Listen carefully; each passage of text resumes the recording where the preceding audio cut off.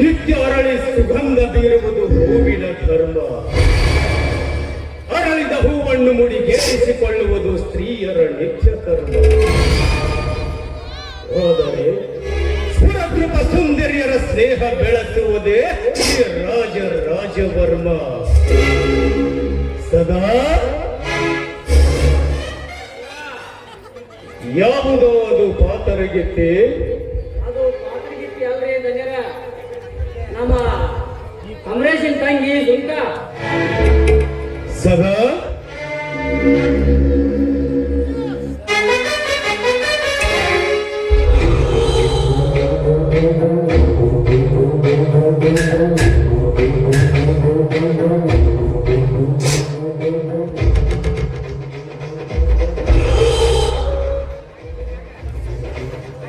ಸುನೀತಾ ಹೆಸರಿಗೆ ತಕ್ಕಂತೆ ಸುರಮೋಹದ ಅಪ್ಸರೆ. ಆದರೆ ಬಡತನವೆಂಬ ಕತ್ತು ಆವರಿಸಿದೆ ಆ ಸಿರಿ ಸೌಂದರ್ಯಕ್ಕೆ. ಪಾಪ ಕಲ್ಲು ದೇವರಿಗೆ ಕೈ ಮುಗಿದು ತನ್ನ ಕಷ್ಟಗಳ ಅರ್ಜಿಯನ್ನು ಸಲ್ಲಿಸಲು ಹೊರಟಂತಿದೆ ಅಲ್ವೇನೋ. ನಾವು ಈ ಕಾಡಿಗೆ ಬಂದಿದ್ದು ಕಾಡಿಗೆ ಹುಡುಗಿಯರ್ ನೋಡಕಲ್ರಿ, ಬ್ಯಾಟಿ ಆಡ್ಲಿಕ್ಕೆ. ಹೃದಯ ಕಲ್ಲು ಮಾಡಿ ಕೋವಿ ಎತ್ತಿ ದುಷ್ಟ ಹುಲಿಯ ಬೇಟೆಯಾಡುವ ಬದಲು ಇಂದು ನನ್ನ ಕಡೆ ಕಣ್ಣಿನ ಕುಡಿ ನೋಟದ ದೃಷ್ಟಿಯಿಂದ ಒಂದು ಸುಂದರವಾದ ಚಿಗುರಿಯ ಬೇಟೆಯಾಡಿದೆ. ಆದರೆ ಚಿಗುರಿ ಚಿನ್ನಾಟವಾಡುತ್ತಾ ಮಾಯವಾಗಿ ಬಿಟ್ಟಿದ್ದು ಈ ನನ್ನ ಕಣ್ಣಿಗೆ ಮೋಡಿ ಮಾಡಿ. ರಾಮಾಯಣದಾಗ ಬಂಗಾರ ಜಿಂಕಿನ ರಾಮ ಹಚ್ಚಿದಂಗ ಆಯ್ತು ನೋಡ್ರಿ ಧನ್ಯರ. ರಾಮಾಯಣದ ಶ್ರೀರಾಮನೇ ಬೇರೆ, ಕಲಿಯುಗದ ಈ ರಾಜವರ್ಮನೇ ಬೇರೆ.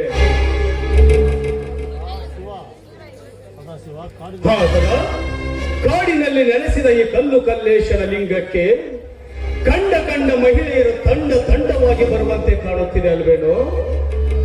ಸ್ವಾಮ ತಪ್ಪದಂಗ ಬರ್ತಾರ್ರಿ. ಅದ್ರಾಗ 90% 16-17 ಗುಲಾಬಿ ಹೂಗಳೇ ಇರ್ತಾವ. ಸದಾ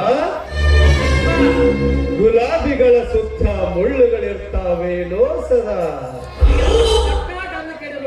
ನಿಮ್ ಮಾತಿನ ಅರ್ಥ ಆಗಲಿಲ್ಲ ನಮಗೆ.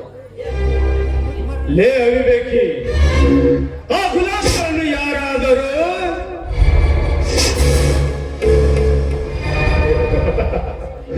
ನೀವು ಸಿಹಿಸಿ ಒಗೆದವರು ಎಂಬ ಭಯದಿಂದ ಅವರ ಗಂಡಂದಿರಾಗಲಿ ಅಥವಾ ಅಣ್ಣ ತಮ್ಮಂದಿರಾಗಲಿ ಅವರ ಹಿಂದೆ ಬರ್ತಾರೇನೋ ಅಂತ ಕೇಳಿದೆ.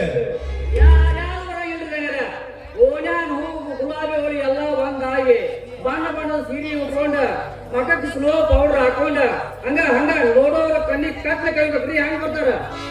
ಇದರಲ್ಲಿ ನಿನಗಿನ್ನು ಅನುಭವ ಕಡಿಮೆ ಸದಾಶಿವ. ಈ ದೇವಸ್ಥಾನ ಜಾತ್ರೆ ಇವೆಲ್ಲ ಜರುಗುವುದು ಏತಕ್ಕಾಗಿ ಗೊತ್ತೇ? ದೇವರ ಮೇಲಿನ ಭಕ್ತಿಯಿಂದ ದೇವಸ್ಥಾನಕ್ಕೆ ಬರುವವರ ಸಂಖ್ಯೆ ಬಹಳ ವಿರಳ. ಅಂದವಾಗಿ ಶೃಂಗರಿಸಿಕೊಂಡು ಚಂದೋಗ ಸೀರೆಯುಟ್ಟು ತಿರುಗಿ ಬರುವ ತರುಣಿಯರ ಬಾಯಿ ಮಾತ್ರ ದೇವರ ನಾಮ ನಡೆಯುತ್ತಿದ್ದರೆ ಅವರ ನೋಟ ಕಾಲೇಜ್ ಬಾಯ್ ಫ್ರೆಂಡ್ಸ್ ಗಳತ್ತ ಇರುತ್ತದೆ. ಇನ್ನು ವಯಸ್ಸಿಗೆ ಬಂದ ಹುಡುಗರು ದೇವಸ್ಥಾನದಲ್ಲಿ ಹುಡುಗಿಯರ ಭುಜಕ್ಕೆ ಭುಜ ತಟ್ಟುವುದು, ಚಡ ಹಿಡಿ ಬೆಳೆಯುವುದು, ಕಣ್ಸನ್ನೆ ಮಾಡುವುದು, ಇಂತಹ ಚಿಲ್ಲರೆ ಕೆಲಸಗಳಲ್ಲಿಯೇ ತೊಡಗಿರುತ್ತಾರೆ. ಒಟ್ಟಾರೆಯಾಗಿ ನಮ್ಮ ದೇವರ ಜಾತ್ರೆಗಳು ತರುಣಿಯರ ಪ್ರೇಮದ ಜಾತ್ರೆಗಳಾಗಿ ಬಿಟ್ಟಿವೆ.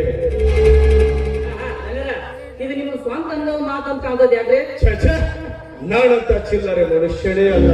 ಯಾವ ಬಯಸಿದ ಮಲ್ಲಿಗೆ ಅಭಾವದಾದರೂ ಸರಿಯೇ.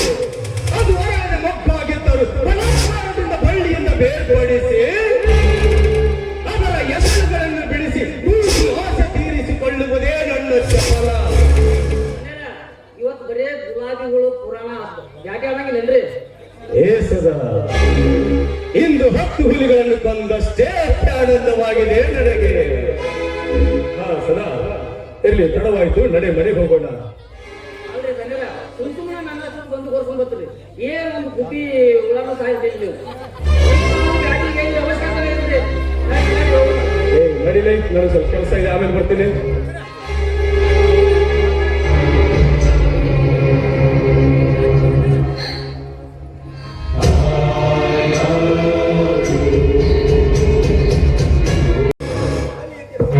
ಬಳ್ಳಿಯಂತೆ ಬಳುಕುವ ಅವಳ ದೇಹದಲ್ಲಿ ಅದೆಷ್ಟು ಬೆಳಗು ಬಿಣ್ಣಾಣ. ಅವಳ ನಡಿಗೆ ಕಂಡು ನವಿಲು ಕೂಡ ನಾಚಬೇಕು. ಹೆತ್ತಿ ತೀಡಿದ ಅವಳ ಹುಪ್ಪಿನ ಕುಣಿತಕ್ಕೆ ಎಂಥ ಗಂಡಿಗಾದರೂ ಮಕ್ಕಳು ಕವಿಯಲೇಬೇಕು.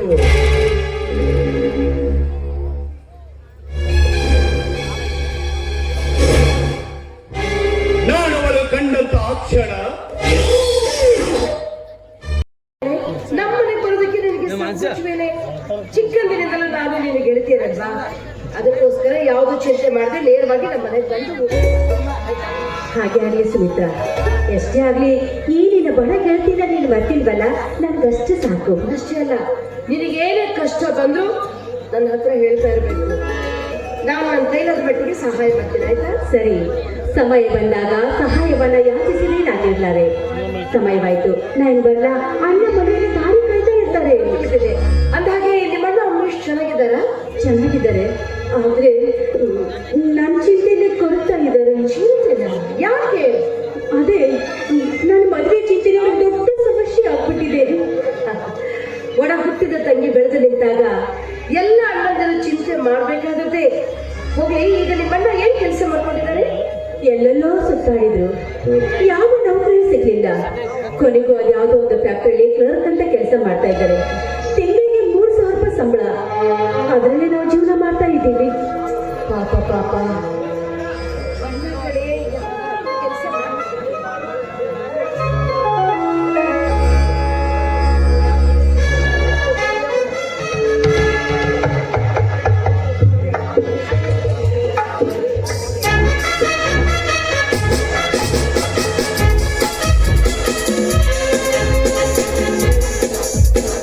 ನಿಮ್ಮಣ್ಣ ಚಿಂತೆ ಮಾಡ್ತಾ ಇದ್ದಾರೆ ಅಂತ ನೀನು ಚಿಂತೆ ಮಾಡ್ತಾ ಮನೇಲೆ ಕೂತ್ಕೊಂಡ್ ಬಿಡ್ಬೇಡ.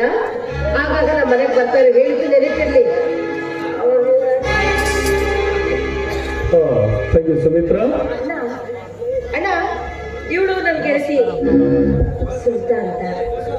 ಸುನಿತಾ ನಮ್ಮ ಅಣ್ಣ ರಾಜು ಅಣ್ಣ.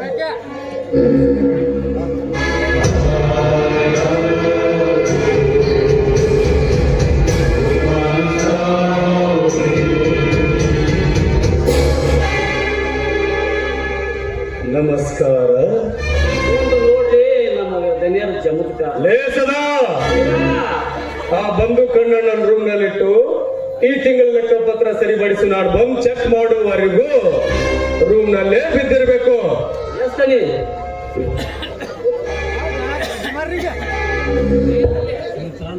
ಸುಮಿತ್ರಾ, ನಾನು ಬರ್ತೀನಿ.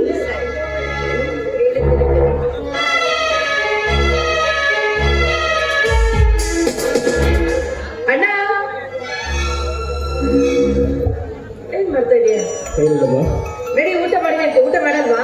ಇಲ್ಲಮ್ಮ, ಅದೇಕೋ ಇಂದು ನನಗೆ ಹಸಿವಿನ ಎರಡಿಕೆ ಮಾಯವಾಗಿ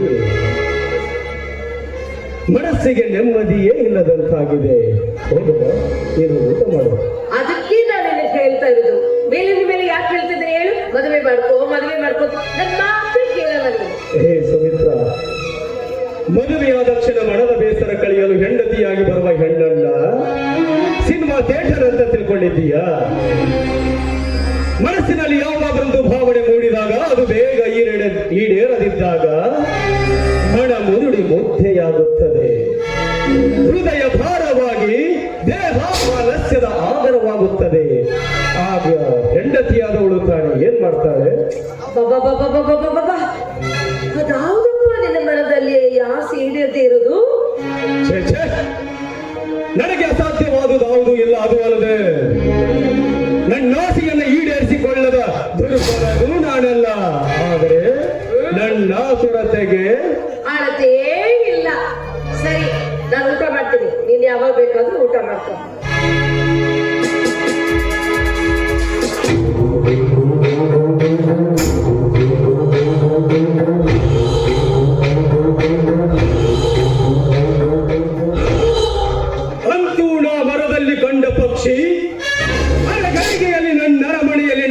ಮೊದಲು ಮುಂಚಿತವಾಗಿಯೇ ತನ್ನ ಸ್ಥಾನವನ್ನು ಭದ್ರಪಡಿಸಿಕೊಳ್ಳಲು ಬಂದು ನಿಂತು ಬಿಟ್ಟಿದೆ.